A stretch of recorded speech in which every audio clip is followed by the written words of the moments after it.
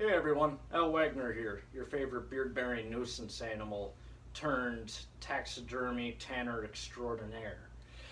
Or rookie, whatever you want to call it.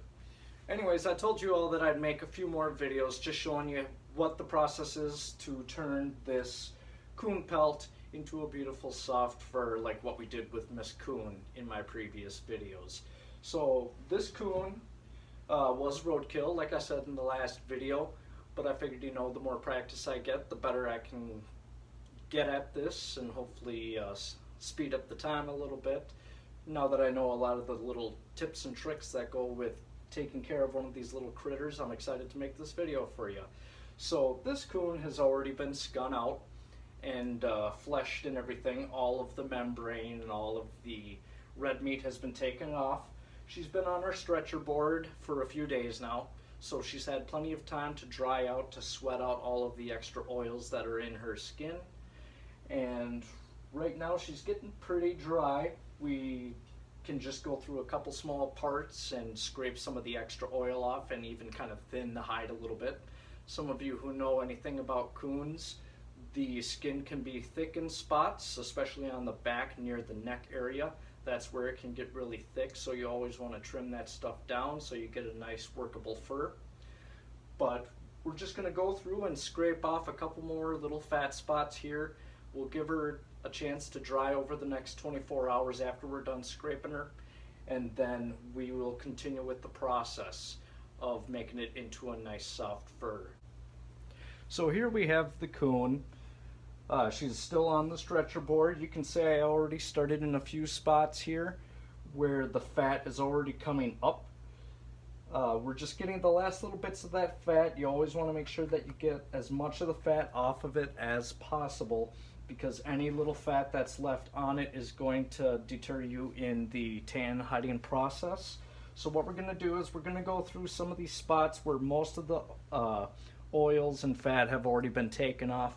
But we're just going to take a scraper here, and I just have a little piece of paper cloth here, and we're just going to go through and we're going to rough up the skin a little bit, try to get as much of that extra little bits of oil out and any little traces of fat that may still be present.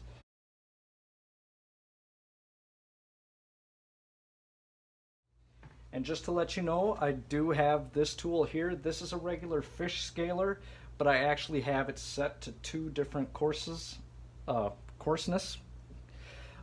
have a coarse side and I have a fine side, so two different sharp sides.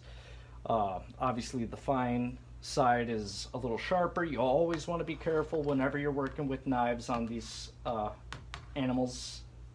It's very easy to obviously cut through.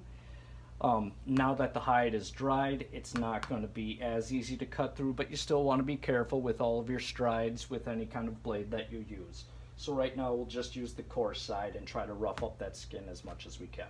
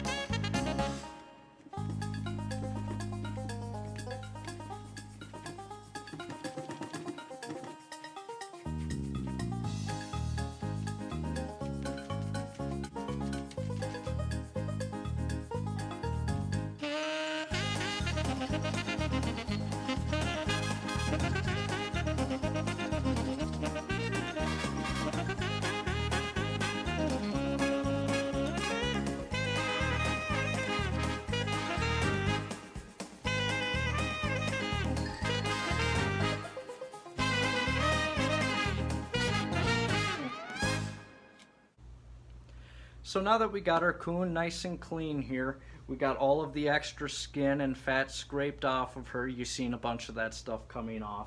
We're going to give her another chance to dry. We're going to let her dry for about 24 hours to see if any extra oils are going to want to ooze out of the skin here.